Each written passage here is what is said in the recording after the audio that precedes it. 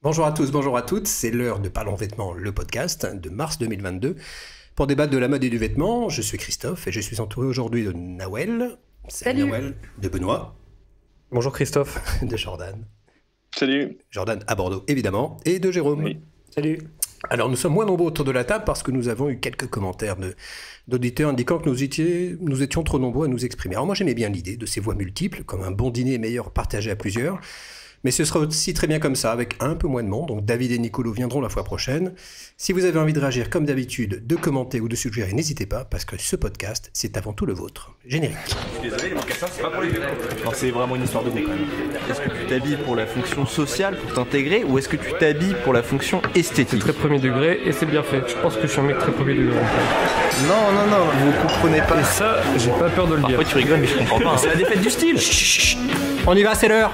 Go, go, go.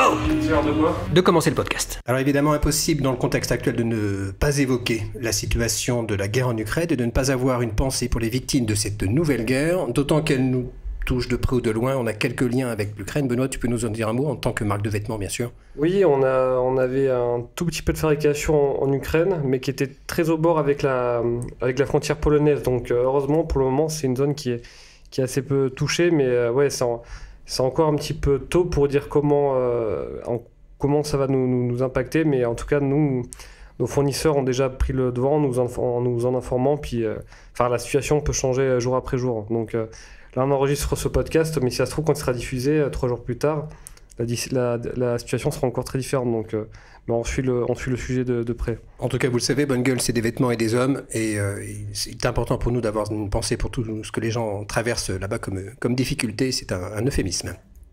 Sans transition, on va s'intéresser à quelques news que j'ai retenu au cours des semaines passées, notamment la RATP, alors vraiment sans transition, qui vient de lancer sa ligne de vêtements, d'accessoires, baptisée la ligne, ils sont malins la RATP. Alors quand on regarde sur leur site, le look est pas si mal, excepté des messages avec des t-shirts avec des messages un peu lourdingues. Les pièces rétro sont assez sympas, notamment une combinaison de conducteurs de bus des années 60 ou alors des vestes de travail.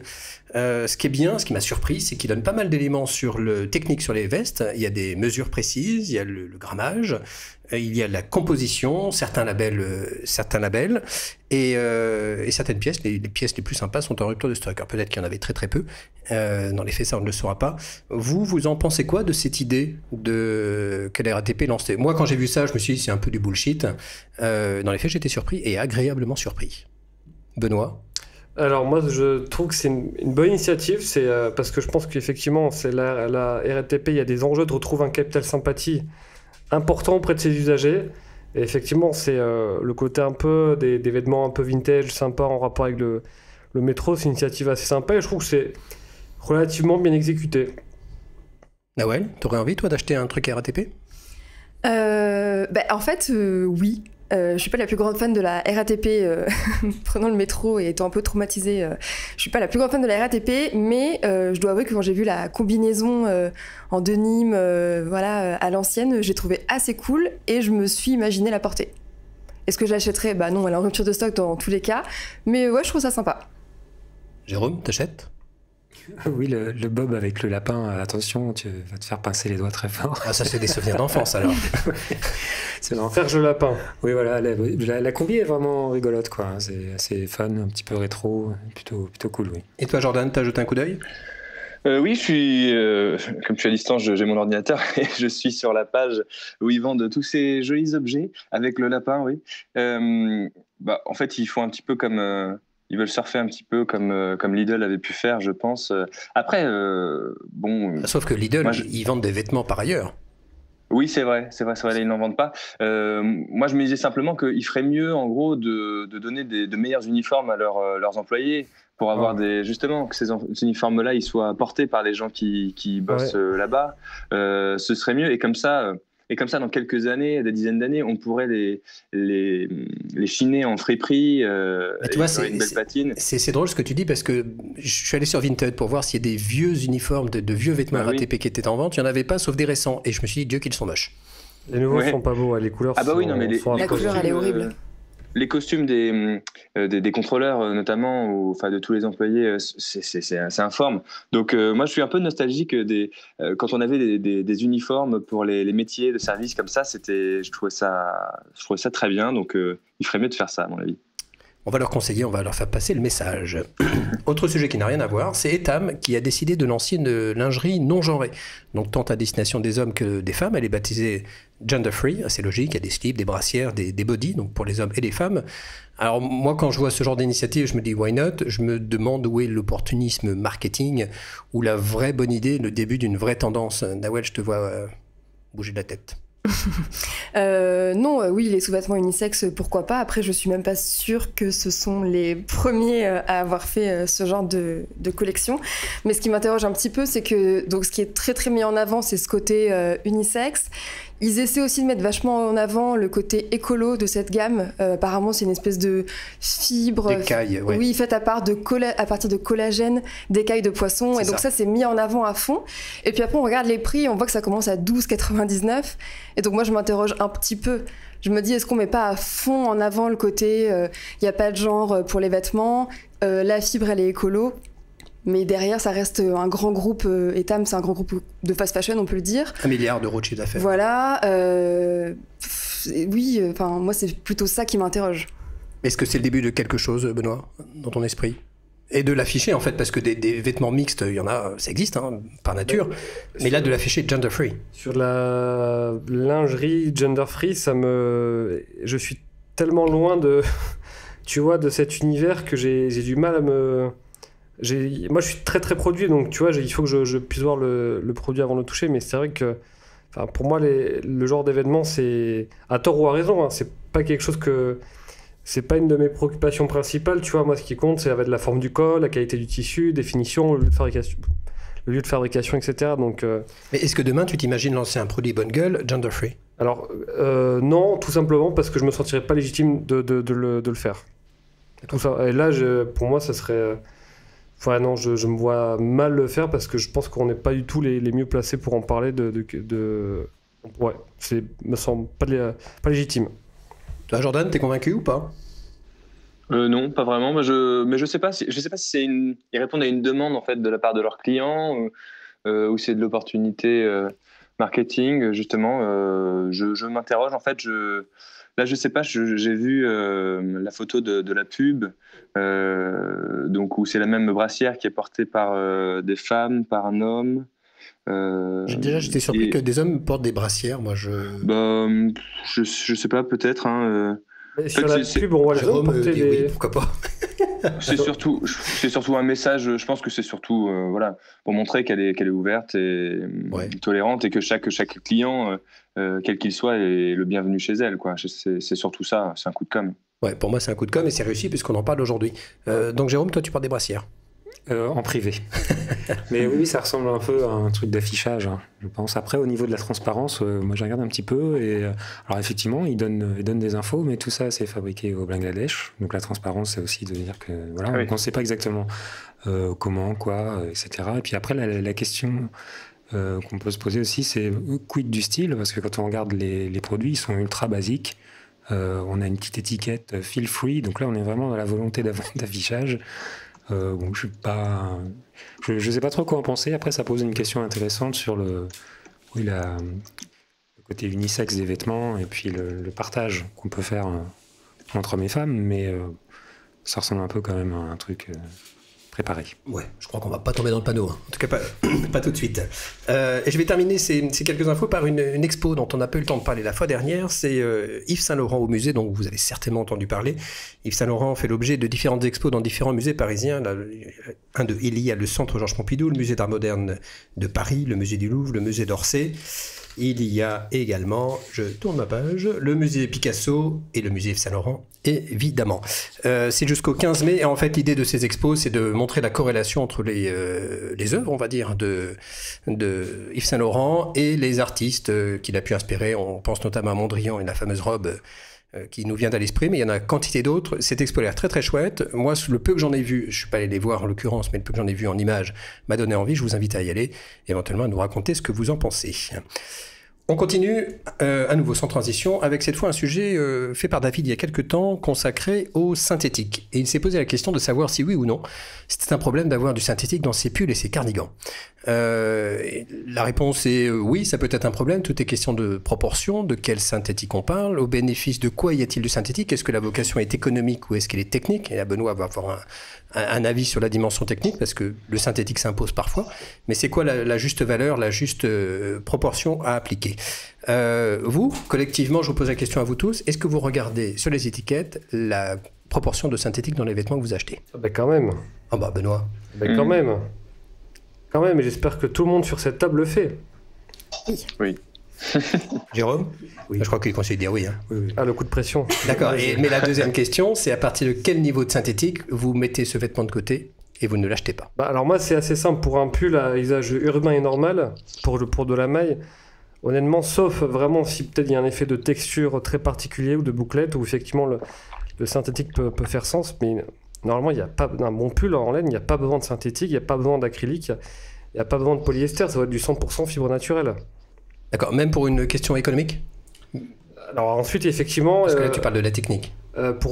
Effectivement, en termes de... Pour le coup, si on n'a pas le budget pour acheter une fibre naturelle, oui, là, le synthétique fait sens, et effectivement, ça apporte un peu plus de durabilité, paraît-il. Mais...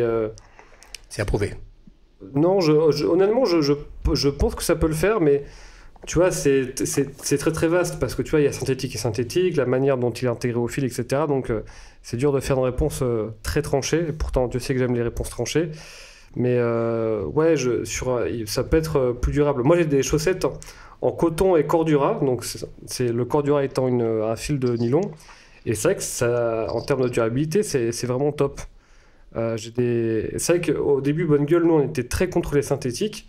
Je pense que notre position, finalement, elle a assez peu changé, même si elle a pu être un peu nuancée, notamment de par mon intérêt pour les vêtements techniques, comme le Nico, le fameux tissu en mélange de nylon et de coton, où je ne comprenais pas au début son intérêt, mais en ayant porté un petit peu moins, maintenant, je comprends que ce tissu, il a été très très bien pensé. Et toi, Jordan, quel est ton niveau d'acceptabilité du synthétique?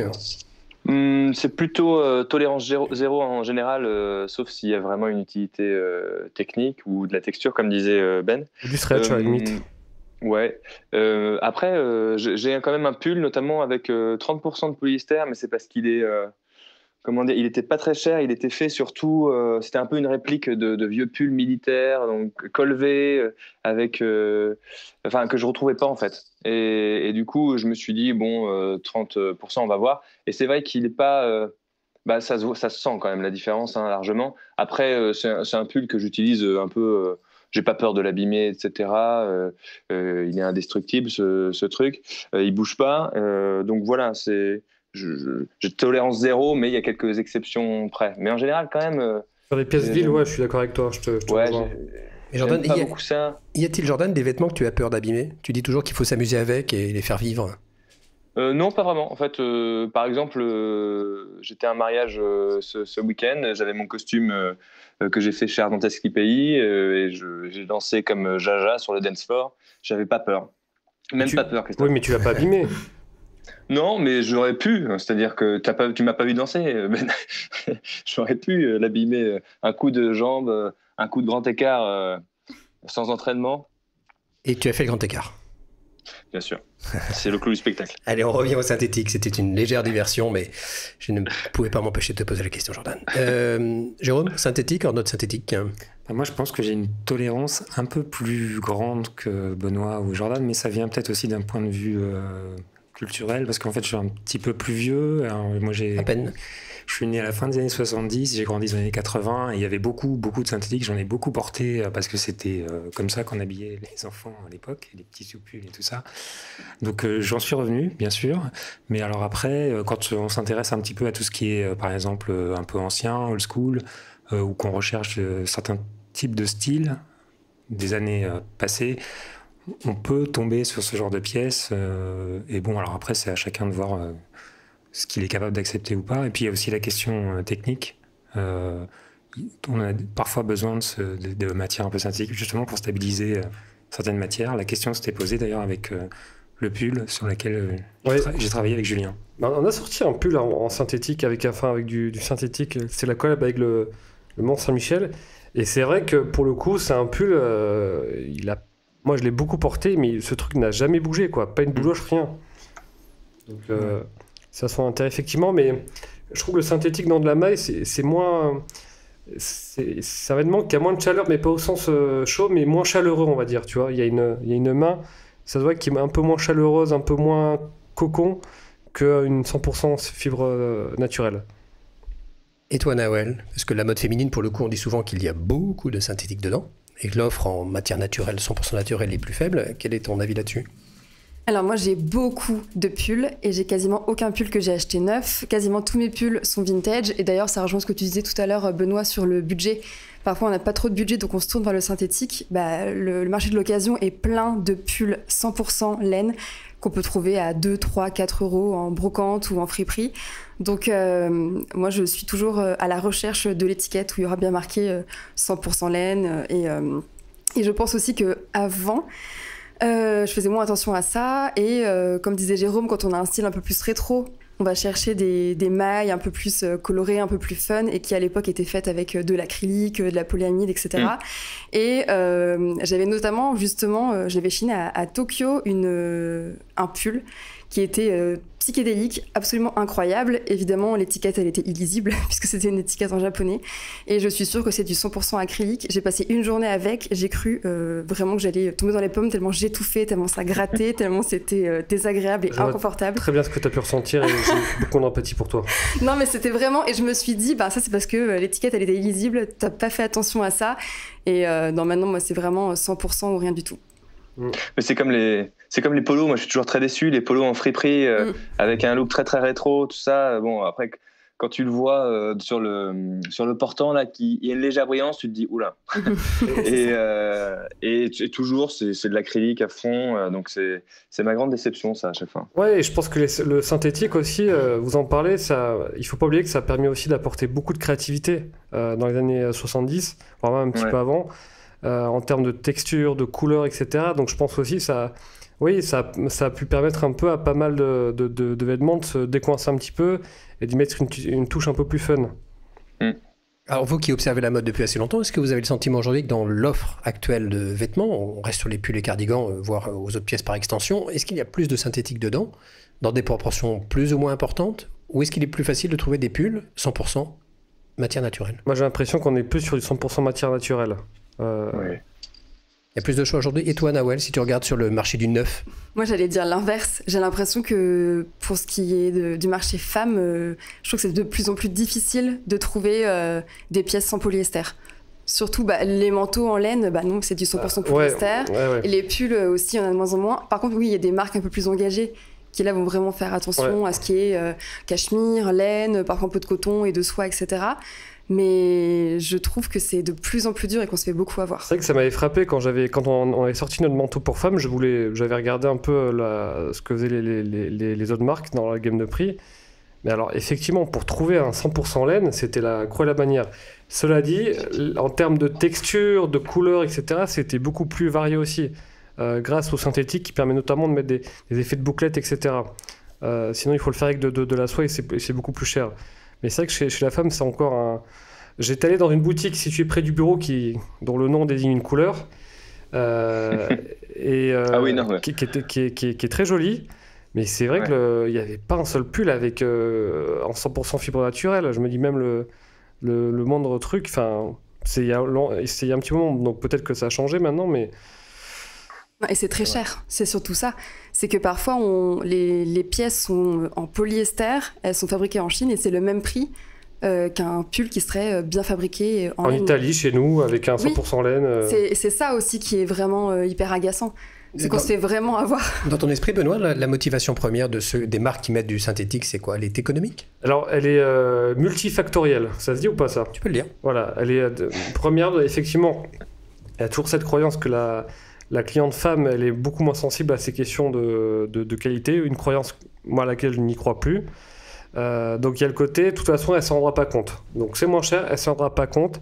C'est vrai que ça lui permet de mieux tenir au lavage et ça apporte plus de durabilité. Et aussi, Ça permet aussi plus d'effets, plus de créativité, plus de texture, plus d'effets. D'accord, mais je repose la question. La première motivation, elle est économique? Pour moi, elle est avant tout économique. Et on met un petit vernis de créativité dessus. Et je le mettrai au même plan, elle est économique et créative. D'accord. Et aussi, comme ça, ils sont sûrs quand même d'avoir des matières qui sont quand même plus stables, en fait. Ouais, notamment sur tout ce qui concerne le mohair sans synthétique, compliqué, hein. D'accord, donc ça veut dire que le synthétique s'impose parfois, ça a été le cas pour certaines de nos pièces. Oui, mais la polaire qu'on a sortie ce week-end, ben justement, donc l'extérieur c'est de la laine avec un petit peu de bambou, mais cette laine, les fibres de laine doivent être fixées sur ce qu'on appelle un backing, ça ressemble comme un jersey, et là du coup, lui, il est en polyester recyclé, mais je pense que techniquement, c'est pas possible de faire un backing en laine, ça serait beaucoup trop fragile sinon. Alors bon, ne parlons pas des matières techniques, où là, pour le coup, le synthétique, il est incontournable, hein. D'accord, alors quelle serait, si moi vous deviez m'aider à choisir une pièce et à lire une étiquette correctement, comment est-ce que je peux savoir que le niveau de plastique, de polyester ou de synthétique est acceptable? Sur de la maille. Sur de la maille ou sur d'autres pièces finalement? Alors, sur de la maille... Tu prenais l'exemple de la polaire. Ouais, je te dirais, il y a des pièces qui n'ont pas à avoir du synthétique pour un usage... Donc plus le cardigan, zéro. Voilà, plus les chemise... Et si on n'a pas le budget, on va sur de l'occasion. Ouais, la seconde main ou voilà. Même si aujourd'hui t'as des pulls très simples, 100% laine, pas trop cher. Tout ce qui est chemise aussi, normalement t'as pas besoin d'avoir du synthétique sur la chemise assez simple. Normalement, tu vois, une chemise blanche en Oxford, il n'y a pas besoin de synthétique. Le chino, pas de synthétique, mais tu peux avoir un petit peu d'élastane pour des questions stretch, idem pour les jeans. Puis ensuite pour les manteaux, normalement... Parce que nous on a sorti un jean avec de l'élastane. Oui, avec de l'élastane. Oui, mais pour le coup qui apporte une... Dans quelle proportion? 10%? Non, c'est beaucoup moins. J'aurais aimé que c'est 10% parce que quand tu as 10% d'élastane, le truc c'est d'un confort absolu. Il y en a 2%. Ah oui, beaucoup moins. Et c'est vrai que moi je suis un peu tiraillé parce qu'effectivement il y a de l'élastane, donc ce qui rend le produit difficile à recycler. Mais de l'autre côté, c'est vrai que moi qui porte du stretch depuis maintenant 2 ans de manière très intensive, repasser sur un 100% coton, c'est compliqué. Vraiment, pour moi, c'est compliqué. C'est ce que tu disais hier, parce que je t'ai vu avec un jean à ma grande surprise. Oui. Et c'est exactement ce que j'avais failli faire un choc. Parce que voir avec un jean, pour ceux qui ne le connaissent pas, c'est assez rare. Je crois qu'il a 10% d'élastane, donc le truc, c'est d'un confort absolu. Donc, pour te réhabituer du 100% coton, il faut mettre une coupe un peu plus large. Ouais, tu verras, c'est top. Et on va te recommander des sujets sur l'ampleur et les mérites de l'ampleur, Benoît, écrit par Jordan. Excellent sujet. Là, je porte une Parka Triumph aujourd'hui. Je sais pas... Ah non, mais Jordan, il a pas vu. Mais bon. Ah ben non. On fera des photos. Autre question, quels sont les bons synthétiques et les mauvais synthétiques? Est-ce qu'il y en a des bons? Est-ce que tu parlais du Cordura, par exemple. Il y a des matières synthétiques qui ont des vertus réelles. Alors c'est compliqué à répondre parce que en fait c'est un matériau de base et tout va dépendre comment tu vas le travailler. C'est vraiment ça. Donc c'est comme si tu me demandais est-ce qu'il y a une bonne ou une mauvaise fibre de laine. Et encore ça serait plus facile à répondre d'ailleurs sur les fibres de laine qui doivent être plus longues, etc. Mais Mais si je parle d'acrylique, de polyester, de polyamide, tous se valent? Pour moi, je trouve que l'acrylique a tendance un peu plus à gratter. Tu vois, pour moi, je serais plus sur du polyester. Nawel, opine du chef. Oui, traumatisé par l'acrylique. Oui, traumacrylique. Ouais. Jordan? J'ai pas tellement d'avis sur la question. Si Ben n'en a pas. En revanche, je me posais une question. Tu peux en avoir même si j'en ai pas. Hein. Oui, merci. Merci. La question que je me posais et qui s'adresse peut-être à toi, Ben, c'est pourquoi on va préférer utiliser telle fibre, justement, synthétique, l'acrylique ou le polyester dans certains produits. C'est que en fonction de la texture ou il y a Est-ce que tu sais si... Alors, les rares cas où on l'a fait, c'était vraiment pour des questions de texture. Je pense notamment en général, ouais. Au tissu Prince de Galles de chez Ferla avec l'Alpaga. Ouais. Où là, pour le coup, tu vois, tu avais l'effet de bouclette qu'on voulait, il fallait soit c'était ça, soit c'était de la soie. Donc la soie, ça fait assez cher et je crois que Ben Ferla ne voulait pas le faire. Okay. Mais pour moi, si aujourd'hui on doit mettre du synthétique dans le vêtement, il faut qu'il y ait une visée, il faut que ça apporte un vrai truc. Donc la rapidité de séchage, la résistance, la stabilité au lavage. Mais pour un usage urbain où tu n'es pas en conditions extrêmes, normalement, a priori, il n'y a pas tant besoin que ça. Ouais. À part si tu veux de l'imperméabilité, du stretch, etc. Ou la résistance extrêmement accrue, et encore. Je crois qu'on a fait le tour du synthétique. Avons-nous été assez synthétique? J'en étais sûr. Bah, moi, forcément. Moi, j'ai essayé de donner une réponse complète, en tout cas. Oui, c'est très bien, Benoît, et c'était parfait. On enchaîne, on change du plastique pour passer aux métaux. Aux métaux dont sont faits certains de nos bijoux. Les bijoux pour hommes. Nicolo a réalisé récemment un épisode très bien habillé sur les bijoux pour hommes, les bagues et les bracelets plus précisément, pour bien les choisir, pour bien les porter.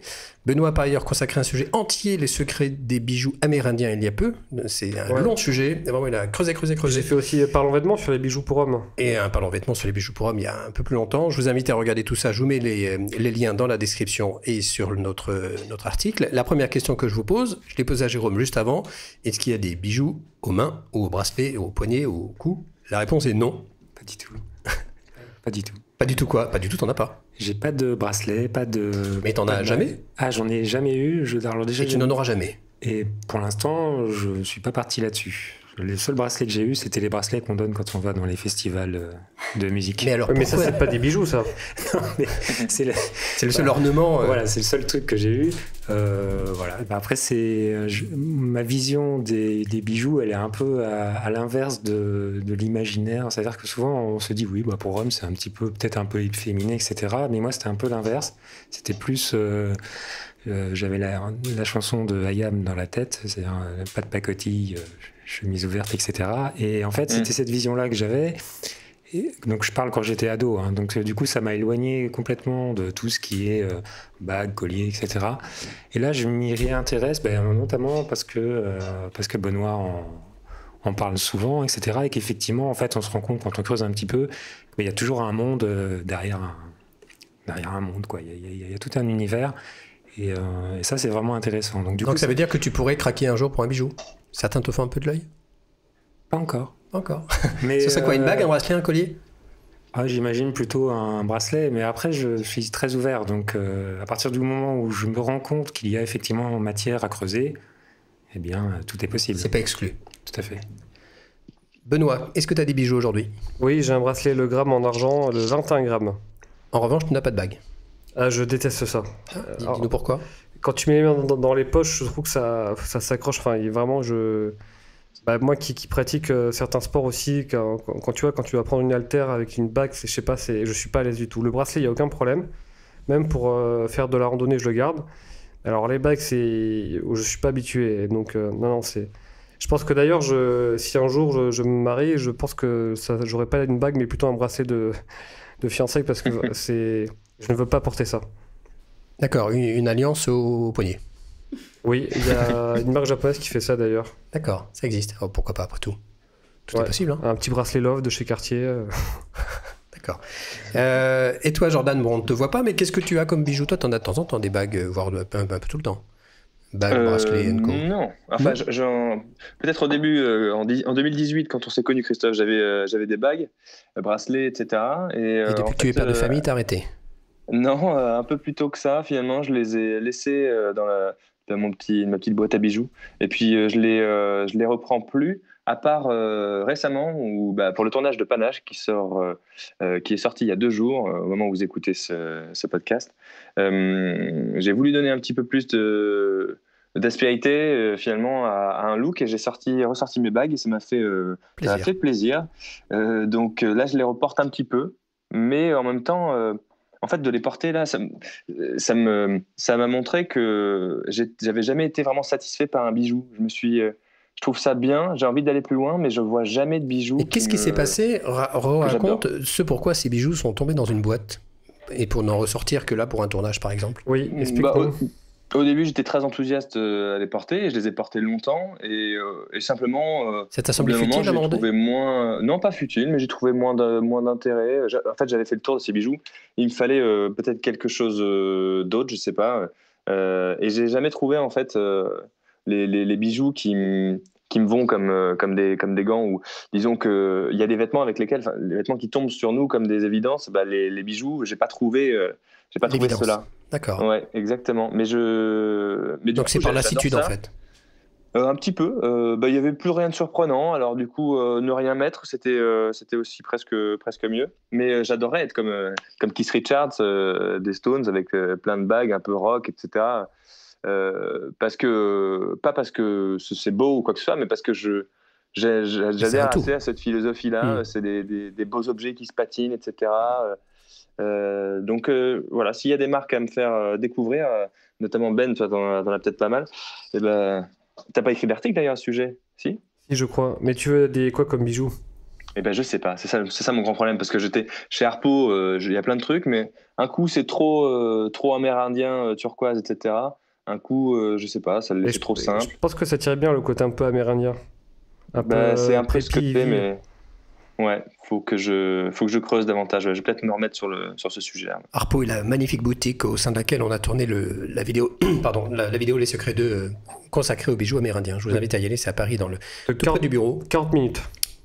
Vidéo de 40 minutes, oui. Oui, mais parce que Déborah... Dorothée. Dorothée, ouais. Toutes mes excuses. Dorothée présente les bijoux en détail à la fin de la vidéo. C'est ça. Et sincèrement, allez voir, jeter un coup d'œil dans cette boutique. C'est vraiment très joli. On va terminer par Nawel. Nawel a des bagues. Ah, moi, j'ai toujours des bagues, toujours des boucles d'oreilles, souvent un collier et très rarement des bracelets. Et aujourd'hui, t'as quoi du coup? J'ai des bagues. Mais tu changes de bague? J'ai celle-ci qu'en ce moment je garde tout le temps. C'est ma bague d'auto-cadeau pour mon arrivée chez Bonne Gueule. Mais c'est quoi C'est une bague Christian Dior que je me suis offert avec mon solde de tout compte de mon travail précédent. Il faut savoir que Nawel, pour ceux qui ne connaissent pas, est arrivé chez nous il y a désormais un mois. Eh oui. C'est son jour anniversaire aujourd'hui, on enregistre. Oui. Lundi. Oui. Bienvenue Nawel. Merci beaucoup. Mais j'aime bien, franchement il y a un petit swag, moi j'aime bien. Ouais, c'est. Donc celle-ci, la tu l'as bague pas tous les jours? Elle, si, maintenant je la mets tous les jours. Bah oui, faut que je l'amortisse.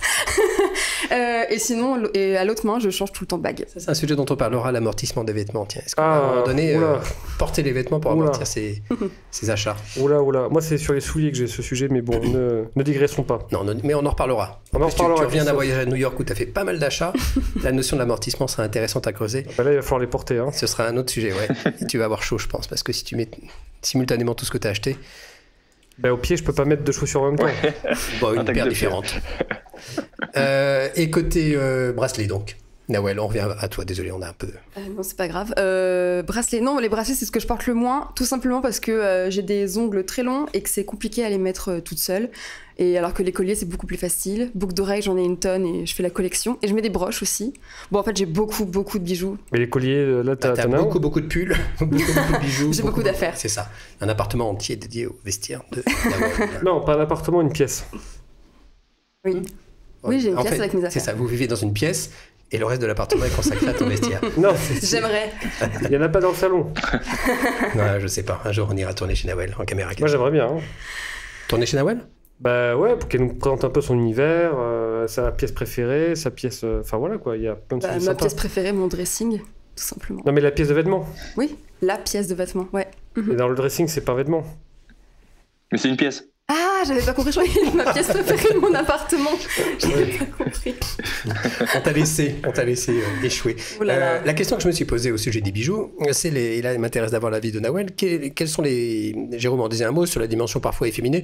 Moi quand j'étais plus jeune, je suis un peu plus âgé que Jérôme, mais à peine plus, porter des bijoux pour un homme c'était difficilement concevable, sauf si on était une rockstar effectivement. Ensuite des gens comme Johnny Depp ont un peu changé la vision qu'on pouvait avoir de ce genre de choses. Cash Richard dont tu parlais tout à l'heure, Jordan. Aujourd'hui, j'ai l'impression que la perception des bijoux pour les hommes a vraiment évolué. Et c'est quasi même devenu très viril pour certains d'entre eux. Quand on voit les grosses chaînes, les trucs un peu... Même au-delà de ça, toutes les grandes maisons de luxe maintenant proposent de la bijouterie pour hommes. Mais ma question, elle était sur la perception, en fait. Parce qu'il y a ce que proposent les grandes maisons sur les podiums, mais il y a la réalité de ce que les gens portent au quotidien. Et la question que je me posais, que je voulais te poser à toi, Nawel, quelle est la connexion entre les bijoux femmes et les bijoux hommes? Est-ce que les bijoux hommes sont vraiment dédiés aux hommes et difficilement portés par des femmes? La bague Christian Dior que tu nous as montrée, c'est une chaîne, si je vois bien. Un homme pourrait la porter. Ah bah oui, totalement. Mais c'est marrant que tu poses cette question parce que donc moi j'ai un petit frère qui a 22 ans et qui s'est fait percer les oreilles récemment et je lui ai offert une paire de boucles d'oreilles et je les ai achetées sur une boutique vintage dans la catégorie femmes c'est des anneaux avec une perle. Et alors oui, il faut avoir un petit style androgyne pour les porter. Tout le monde ne peut peut-être pas les porter. Mais j'ai le sentiment qu'il y a de plus en plus de ponts qui se font entre les deux genres au niveau des bijoux, en tout cas pour la nouvelle génération. Et il y a de moins en moins de cases en fait. Enfin, les boucles d'oreilles, c'est intéressant parce que moi, quand je vais faire référence à des années assez anciennes, les boucles d'oreilles, les hommes, les garçons ne les perçaient qu'une seule oreille. Et désormais, il y a pas mal de garçons qui ont les deux oreilles percées. Ouais.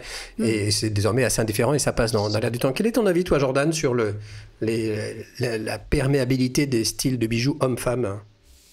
En fait, c'est que les hommes, comme ils découvrent qu'ils sont une femme comme les autres, commencent à piquer des choses. Mais d'ailleurs, enfin, ça c'est plutôt occidental, mais en fait, dans des tribus ou très loin de chez nous, si tu veux, les hommes portent des bijoux. C'est vraiment les arborent, etc. Donc en fait, même en Inde, je pense au Maharaja, etc.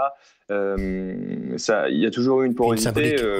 Oui, exactement, il y a une symbolique. Et du coup, je trouve ça très bien qu'on puisse se l'approprier. Même récemment, le collier de perles, notamment sur les hommes, revient. Disons qu'il y a des gens qui le portent comme...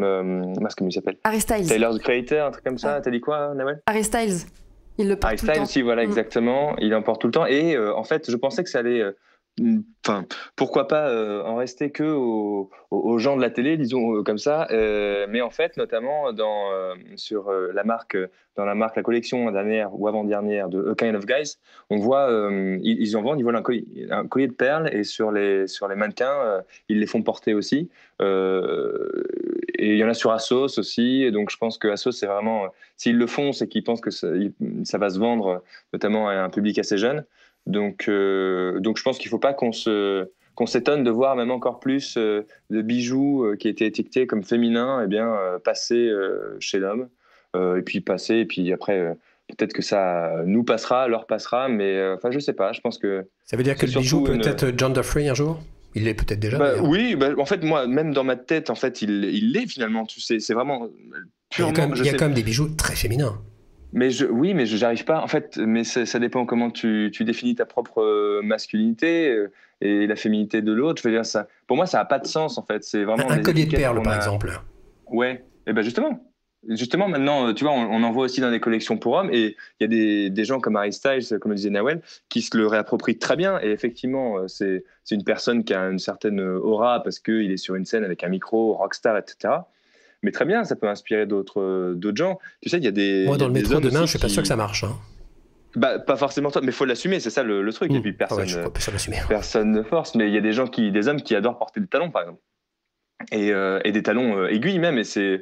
Et voilà, c'est juste l'expression d'une sensibilité. Donc pour moi, l'étiquette homme-femme, genre, en fait, n'a pas trop de... trop de sens, en fait. À l'échelle d'une sensibilité personnelle, ça n'a aucun sens. Ce qui compte, c'est de bien vivre avec, en revanche, de bien se les approprier. Exactement. Bien sûr. Est-ce qu'il y a des bijoux qui vous font envie ? Toi, Benoît, est-ce qu'il y a un bijou qui ne serait pas amérindien qui te ferait envie, par exemple ? Est-ce que tu aurais envie d'un collier ? Non, amérindien, non. C'est les bijoux amérindiens ? En ce moment, oui. Et donc, est-ce qu'il y a un bijou en particulier qui te ferait envie ? Il y a certains bracelets en argent que j'ai vus chez certaines marques japonaises qui ont des inspirations... Donc amérindien japonais. Voilà, il y a certains bracelets qui me tenteraient bien. Et sinon, le collier ici qu'on voit dans le reportage là, avec la fleur de courge, le squash blossom en anglais, avec le double croissant, franchement, je kifferais bien en avoir un. Toi, Jordan, pour ton retour au bijou, qu'est-ce qui te ferait plaisir ? Est-ce que tu as vu quelque chose qui t'a inspiré récemment ? Tu dis bracelet, je trouve pas des choses, mais je suis à la recherche, mais des bagues, des petits... Soit des bagues, j'aime bien, notamment c'est Nakamura, le fondateur de Miss Vim. Hiroki Nakamura. Ouais, c'est ça, il me semble, une bague assez large, en argent, un peu brillante en fait. Alors il en a pas qu'une, hein. Ouais, il en a plein, mais notamment celle-ci, et c'est aussi porté par, je sais plus comment il s'appelle, le mec qui a la marque Marché Noir à Paris, et qui va chiner en Afrique, etc. Et lui, c'est magnifique, surtout sur sa peau noire, les bracelets en argent comme ça, qui brillent, ça ferait pas le même effet sur moi, mais disons que cette bague un petit peu large, là, simple en fait un anneau beaucoup plus large et assez fin. Ça me tend très bien. Je pense que tu serais tout aussi magnifique avec lui, qu'avec avec un bracelet comme lui. C'est gentil, je vais essayer. Tu es magnifique, Jordan. Nawel, qu'est-ce qui te ferait plaisir? Qu'est-ce qu'on peut t'offrir? Qu'est-ce qui me ferait plaisir comme bijou que j'aimerais bien avoir? Le collier Dior. Une bague de fiançailles. Alors, c'est pas pour nous, ça. C'est pas notre rayon. Un appel du pied. Ouais. Ah bah oui, c'est pas nous de l'offrir du coup. Bah non. Bah du coup, tout le reste, je peux me l'offrir et il n'y a que ça qui me manque. Si tu veux, on fera écouter le podcast à la personne qui pourrait te l'offrir. Par exemple. D'accord. Fais ça. Tu nous enverras son mail. Et toi, Jérôme, qu'est-ce qui te fera franchir le cap? Allez. Pour l'instant, je ne sais pas. T'as vu les vidéos récemment, peut-être probablement de Nicolo. T'as peut-être vu la vidéo de Benoît sur les bijoux amérindiens. Il y a bien un truc, une petite lumière qui s'allume. Je te verrais bien avec un petit collier un peu turquoise, moi, tu vois. Et en plus, toi qui est notre chroniqueur musique et cinéma et de la mode, Exactement. dans la musique au cinéma, il y a des bijoux partout. Bah oui. Édouard Main d'Argent, par exemple. C'est pas des bijoux qu'il va sur les mains. Ah oui, alors là, tu marques un point. J'aimerais bien avoir des ciseaux un petit peu comme ça. Moi, pas. Ça Wolverine. La pratique pour faire de la couture. Ah non, mais j'aurais peur de voir au bureau avec ça. Non, là, c'est trop tôt pour moi. Là, pour l'instant, je suis déjà passé le cap des ceintures avec des gravures et des trucs comme ça. Là, donc, Mais ça, c'est pas un bijou, ça. Non, mais pour moi, ça l'est déjà un petit peu. C'est pas loin, ouais. Il y a déjà quelque chose. Oui, mais ou un bracelet en argent tout simple. Tu pourrais, ça, quand même. Dis pas non. Oui, ça, je pourrais, mais... Bon, bah... Dis pas non, t'as compris. Voilà, si vous voulez vous m'offrir quelque chose, vous avez que quelques jours pour vous... Ah bah c'est quand ton anniversaire? La semaine prochaine. On va y penser. Ah bah il y a le Team Building en plus, hein. Chut. Mais ça, c'est... Allez. Faut pas le louper. Non, faut pas le louper. On enchaîne avec un autre métal, mais un métal qui n'a rien à voir. On va parler de Hard rock. Hard rock, yes. Jérôme a eu l'excellente idée. Bon, attention, là, il y a des bijoux. Jérôme a eu l'excellente idée il y a quelque temps de faire contribuer un lecteur, un fidèle lecteur, Daniel, pour évoquer avec lui le look des groupes de hard rock et de métal, et de leurs fans aussi. L'objectif, c'était d'aller au-delà des idées reçues pour montrer que la palette de look, quand on aime ce style de musique, est assez large. Ça va au-delà de la caricature qu'on peut en voir. Alors, moi, d'expérience, il y a aussi des caricatures qui renforcent la caricature. Et quand on voit le sujet de Jérôme et quand on voit les images, le perfecto, par exemple, est au centre du jeu quasi tout le temps. Non pas que ce soit une caricature, mais c'est un trait de force très particulier, très caractéristique plutôt, de ce style-là. Vous, quelle idée vous faites de ce style, du métal et du rock? Alors pour moi, c'est perfecto et cheveux longs, et pantalon très serré. Ouais, trop serré. Blouson en cuir, chemise bien ouverte, ligne très effilée, silhouette très effilée, petite bottine un peu usée. Ils ont tous les cheveux longs. Lunettes de soleil. Et pourquoi ont-ils les cheveux longs? Ah bah si, mais il y a une vraie raison. C'est pour qu'ils puissent faire du headbang quand... C'est ça? Headbang. Moi, je peux plus le faire maintenant, mais... Ah, moi, Jérôme a eu les cheveux longs, il a fait des headbangs. Oui. Il était au Hellfest dans ses jeunes années. Il faudrait que je regarde quand est-ce que ça a commencé. Mais Vous savez, le Hellfest, ce grand festival dans la banlieue de Nantes. Toi, Jérôme, Benoît, quelle idée tu t'en fais du look c'est ce que j'ai dit. Dis-le. Veste en cuir ajusté, chemise largement ouverte, collier, oui, c'est vrai, tu l'as déjà dit. Jean, pantalon très ajusté, bottines un peu usées, ou alors sinon un petit look un peu avec la Rolling Stone avec des costumes un peu... Enfin non, c'est pas du hard rock comme remarque, je dis n'importe quoi. Non, pas n'importe quoi, mais c'est pas tout à fait dans le sujet. Jordan? Bah en fait, ça dépend de quoi on parle. Si on parle de métal, de hard rock, de heavy metal. De Nightwish. C'est ça, en fait, c'est ça le sujet. C'est que dans le métal, dans le hard rock, il y a plein de... Oui, voilà. Et bah, du coup, mon affinité, elle est plus au hard rock, le hard rock des années 70. D'ailleurs, je vais voir, pour petite histoire, je vais voir Scorpion bientôt à Toulouse avec mon père.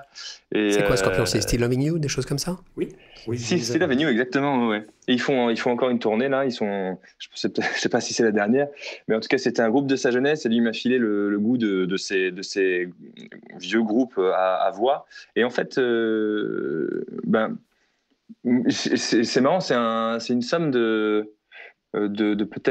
vêtements et d'affinités vestimentaires. Il peut y avoir du tailoring aussi, mais justement avec la chemise grande ouverte jusqu'au nombril.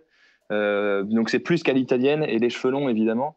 Après le perfecto, ce sera pas hard rock, à mon avis, ce sera plus rock. Je sais pas, heavy metal peut-être, ou rock tout simple, ouais. C'est pour ça que tu t'es laissé pousser les cheveux, Jordan, pendant un temps? Tu voulais faire des headbangs? Non, c'était pour détourner l'attention de mes cernes, par exemple. C'était pour faire diversion. Ça a échoué. Mais c'est tout un tas de vêtements. Effectivement, le perfecto vient en premier. Mais je sais pas, moi, j'ai plus envie de penser à l'exubérance de mecs comme Keith Richards ou Bowie. Il faisait pas du hard rock, mais disons que le côté glam, justement, qu'on retrouve dans quelques-uns de ces groupes-là, me touche particulièrement parce que je trouve que c'est vraiment sur scène, c'est là qu'ils deviennent des personnages autres et par le vêtement, justement, ils se transforment. D'accord, c'est ce qui veut dire que quand ils quittent la scène, comment dire, le vêtement est un costume, devient un costume dans ces cas-là. Ça dépend pour qui. Alors, bon là, on dépasse les genres musicaux, mais un mec comme Mathieu Chédid, par exemple, il s'est créé un personnage sur scène. Alors là, il est le rose, etc., pour essayer de combattre sa timidité. Et donc, il était une personne autre. Et quand il sortait de la scène, il était plus ce gars-là. Après, les Stones, par exemple, en fait, eux, ils venaient habillés comme dans la vie réelle.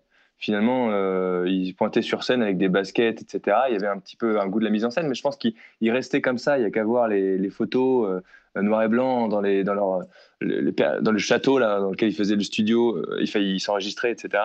Ils restaient un peu pareil. Et puis après, tu as des mecs dans le hard, comme Kiss, par exemple, oui, qui s'inventaient un peu comme j'ai dit des personnages. Il y a de tout, mais je pense qu'il y en a pas mal qui travaillent justement la scène par le vêtement et leur personnage, et ça je trouve ça très bien, j'aime beaucoup. Je vous l'ai dit, Jérôme décrypte le look des musicos notamment et du cinéma. La question que je me suis posée, c'est est-ce qu'il y a des groupes ou des chanteurs qui vous inspirent en termes de style, ou des groupes ou chanteurs auxquels vous aimeriez ressembler? Je commençais par toi, Jérôme, qui est l'auteur de Pochette. Oui, mais ça, c'était beaucoup quand j'étais à l'adolescence, parce qu'il y a un sentiment d'appartenance qui est très très fort. Tu es toujours un ado, Jérôme. Oui, mais la façon de consommer la musique a beaucoup changé. Maintenant, il y a beaucoup moins de chapelles, c'est beaucoup plus explosé. Et du coup, tout ce qui est style vestimentaire, c'est moins cloisonné. Alors, qui t'a inspiré par le passé? À qui tu avais envie de ressembler? Comme a dit Jordan, Bowie, ça a été une grosse influence pour moi. Et en fait, moi, j'ai commencé à écouter de la musique au début des années 90. À cette époque-là, il y avait toute la mouvance rock à guitare, grunge des années Nirvana, en fait, ce genre de choses. Donc, il y avait déjà tout un aspect un peu presque workwear par certains aspects.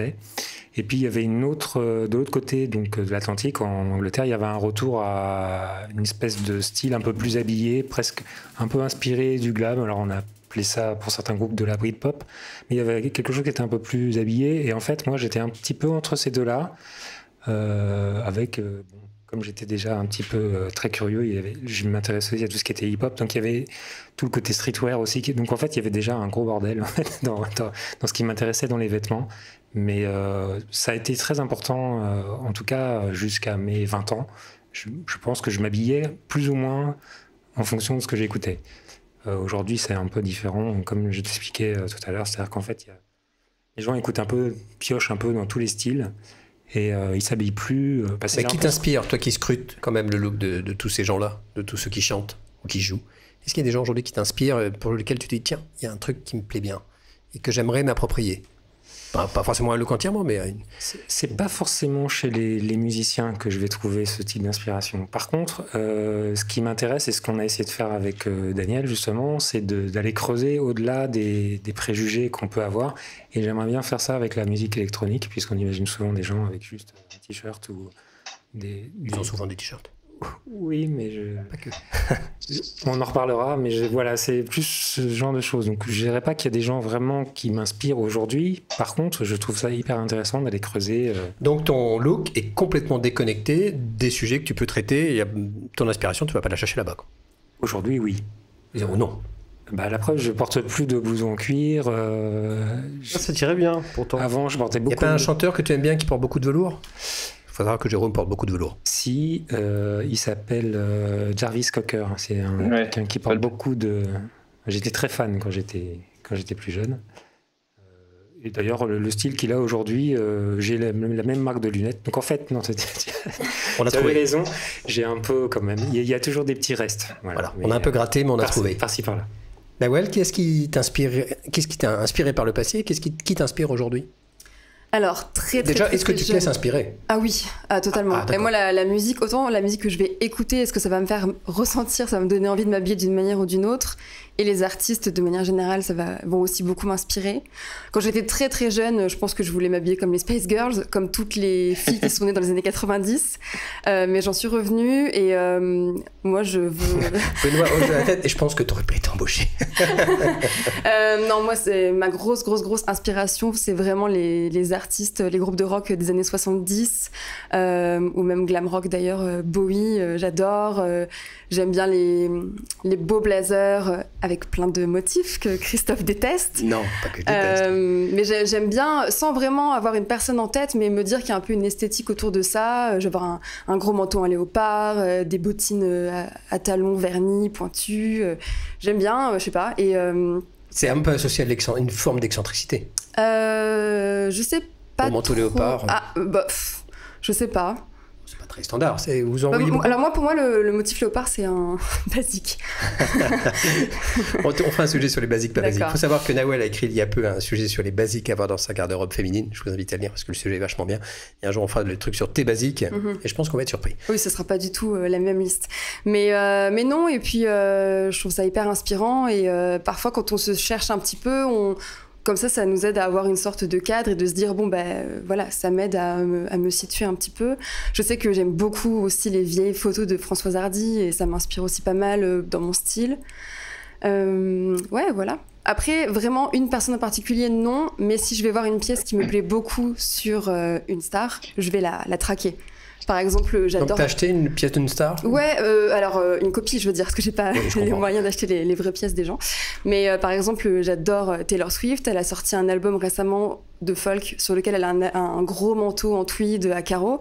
J'ai passé un samedi entier dans les friperies pour me trouver le même. Et je l'ai trouvé d'ailleurs. Pour 30 €, un Burberry. La classe. Allez, tu le mets demain, ok? Bien joué. Je l'avais porté à mon premier entretien d'embauche. Ah, c'est vrai? Ça m'a porté bonheur. Ah bah voilà. Bah oui, vu que t'es chez nous. Mais on peut baisser, voilà. Je rigole. Benoît, qui t'a inspiré ou qui t'inspire? Alors moi, il faut savoir que je n'aime pas le rock. C'est vraiment le hard Non, rock. mais on est au-delà du rock, hein, c'est en termes de musique. John Mayer. Bah forcément, le mec, il a du Vizim, du acronyme, des bijoux de chez Goro. Enfin, moi, je peux que être... Mais c'est un catalogue à lui tout seul. Ouais, c'est un très grand collectionneur de montres vintage. Il doit avoir une collection qui doit, je pense, frôler le million. Mais est-ce qu'il t'inspire? Est-ce que dans les faits, tu transformes ces inspirations? c'est vrai que moi, j'aime beaucoup sa capacité à mettre de l'ultra technique à l'acronyme, à le porter avec du Vizim. Tu vois, c'est vrai qu'il est... J'aime bien son univers. C'est peut-être l'une des rares personnes dans la musique qui m'inspire. Effectivement. Et quand tu étais plus jeune, tu étais inspiré par des chanteurs, des groupes? T'avais envie de ressembler à certains? Non. Animal solitaire. Non. Là, en vrai, pour de vrai, j'aime toujours le style de David Guetta. Vraiment, je trouve qu'il s'habille à la fois le côté contemporain, designer, le côté un petit peu fashion, mais bien fait, quoi. Donc, j'aime vraiment beaucoup comment il s'habille. À chaque fois, il a toujours la petite pièce qui va bien. Enfin, c'est parfaitement cohérent avec son image, le côté à la fois branché, Mais est-ce que tu t'imagines reprendre l'esprit de son style? Oui, c'est pas très compliqué. Enfin, sur le papier, parce que tu vois... Est-ce qu'il y a bien aimé un style et puis l'approprier ou en prendre Ouais, moi je me verrais bien, il met beaucoup de vestes en cuir, notamment, beaucoup de perfecto, beaucoup de bombers et tout. Ça me dérangerait pas d'en porter. En jean, il a pas mal de Amiri, c'est une marque de Los Angeles, de bottines, etc. Donc il a un style qui est assez facile à porter, je trouve. On va t'amener par le meilleur d'entre nous, Jordan. Qui t'a inspiré? Ça fait plaisir, hein? Oh oui. C'est cadeau, tu vois. Tu me vois pas, je rougis, là. Les bacs t'en tombent. Qui t'a inspiré par le passé? Qui t'inspire aujourd'hui? S'il y a des gens qui t'inspirent. Vestimentairement parlant, j'étais pas inspiré par la musique finalement. Et en fait, il y a un groupe qui m'a suivi depuis que je suis ado et jusqu'à maintenant, c'est Arctic Monkeys. Où je pense que Alex Turner, le leader, Nawel adore. Ah, je suis fan Ouais. et je suis amoureuse d'Alex Turner. Bah oui, comment ne pas l'être.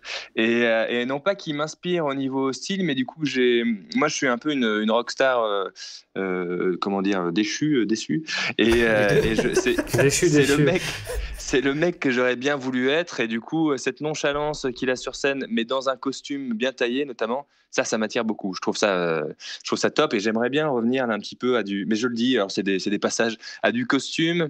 Pas forcément cravaté, mais aussi continuer avec le foulard à motifs, etc. Donc ça m'inspire pas mal.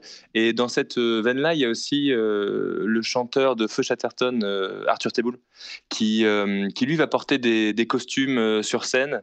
Le groupe s'appelle Feu Chatterton. Ouais. Feu Chatterton, C'est chouette. ouais. Ok. Ouais, c'est très bien. Et j'aime bien son approche du vêtement. Alors, ça me donne vraiment envie de mettre des beaux blazers, alors qu'ils peuvent être excentriques aussi. Avoir de l'excentricité dans certaines petites touches, et puis ensuite du tailoring presque austère.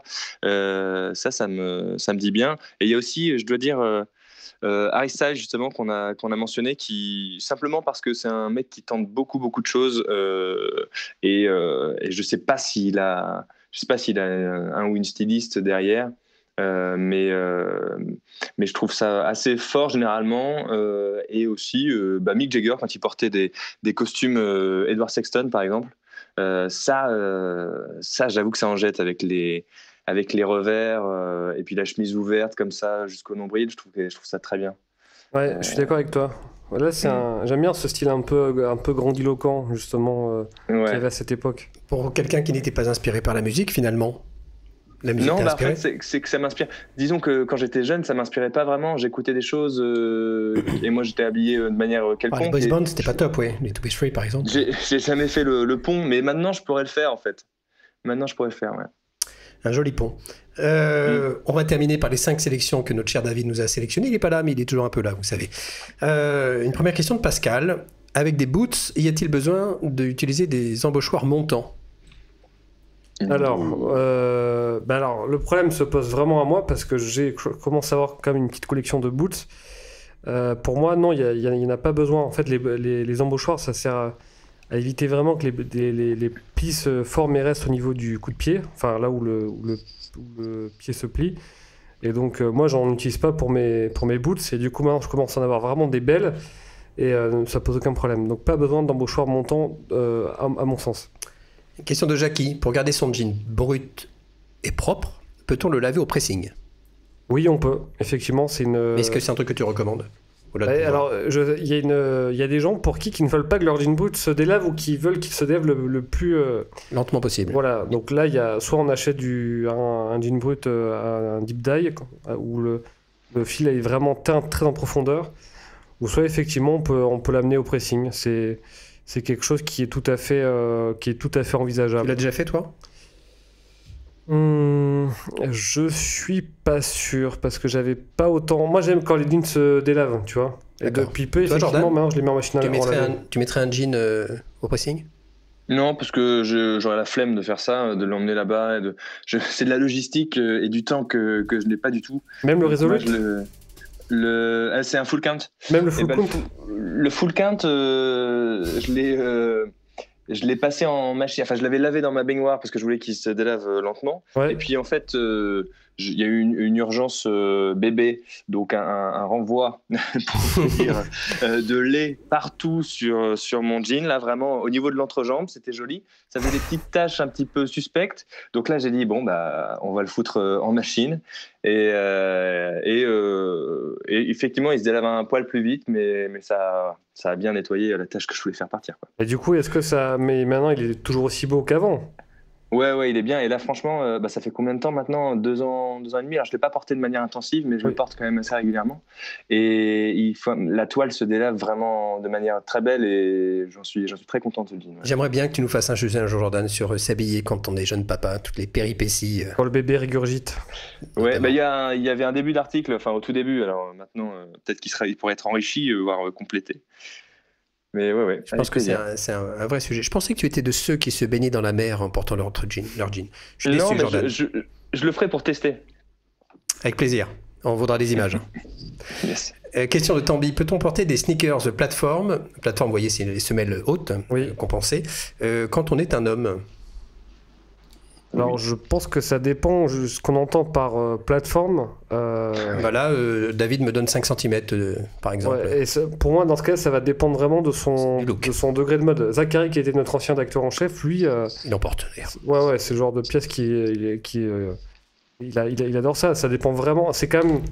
D'un point de vue mode, c'est très très marqué. Donc oui, à la condition d'avoir tout ce qui va autour. Je vois mal porter des sneakers plateforme avec un chino beige et une chemise en Oxford. Quoique, ça peut être assez marrant pour le coup. Hein.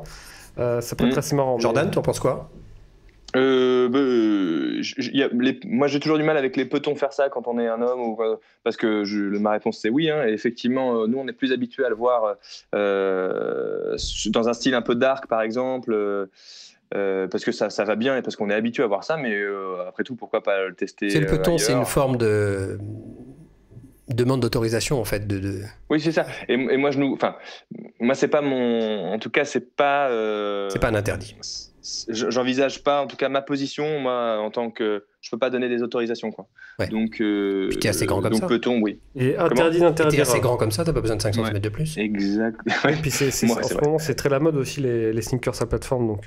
Oui, il y a Converse qui fait ça justement, et on en voit partout celle-ci. Tu as des sneakers à plateforme, Nawel? Non. Mais c'est pas parce que j'aime pas ça. Justement, les Converse à plateforme, je les trouve hyper sympas. Puis ça fait des longues jambes, donc c'est cool. Pas de Skechers? À l'époque où j'étais au collège, si. Mais je ne suis plus au collège, donc non. Mais non, je mets des talons directement. Tu as combien de paires de chaussures, Nawel? Trop. Combien? Non, j'ai vraiment pas envie de le dire. C'est dommage parce que moi j'étais très curieux. Non, parce que je les ai vraiment comptés récemment. Donc tu le sais. Je voulais compter tous mes vêtements en fait, et du coup je le sais. Donne une fourchette. Est-ce que tu as plus de paires de chaussures que ton âge? Oui. Et Nawel a 30 ans. Une question de Quentin. Où trouver un sweat boxy, donc ample et court? Est-ce que vous avez une idée de marque? David suggère Scott Fraser. Ah bon? Ouais, moi j'aurais bien vu ça chez les Japonais, tu vois. mais il dit que c'est assez rare. Orslo, j'en reviens de chez Orslo, il est boxy, hein, il est ample et... Ouais, les Jackman, les Real McCoy, les Orslo, effectivement. Ouais, peut-être Camber, USA, et puis sinon dans les friperies, les vieux champions, etc., ils sont très boxy, quoi. Je suis pas sûr qu'ils soient aussi courts que boxy, mais bon. Peut-être pas, faut voir, ouais. Mais il y a pas mal de marques d'upcycling qui justement reprennent des vieux sweats des années 90 et qui vont les cropper. Et du coup, il y a beaucoup d'ampleur et c'est très très large, mais du coup, on a vraiment le côté crop. Donc, à voir. Vous aimez bien, vous, ces sweats boxy? Oui. Oui. Un peu. J'ai une relation très bizarre avec le sweat. C'est bizarre aujourd'hui, Jérôme. On est un peu dans la 4e dimension dans ce podcast aujourd'hui. Benoît, t'aimes bien les sweats boxy? C'est pas trop mon truc. Ah, moi non plus, pas du tout. Oh, pas du tout. Thibaut, pourquoi les sneakers sont-elles souvent blanches? Bon, c'est une question bonus. J'ai peut-être une piste. Ah, je me demande s'il n'y a pas un lien avec le tennis. Et il y a un lien avec le tennis, effectivement. Parce que ça fait partie du règlement, la tenue tout en blanc, notamment quand on jouait à Wimbledon. Ça faisait partie des règles du fair play. C'était aussi une marque d'équité entre les joueurs, ça mettait de la neutralité, on ne pouvait pas forcément distinguer leur origine sociale. Son règlement est toujours très strict en matière de... Il y a des débats récemment, voire des polémiques. Oui, sur les tenues femmes notamment. Donc on milite pour le tennis? Moi, c'est un sport que je n'aime pas du tout, le tennis, pour plein de raisons, mais je comprends que des gens aiment, mais j'ai eu un traumatisme suite au tennis. Tu nous raconteras ça dans un autre épisode? Oui. Un gros traumatisme? Oui. Oh là.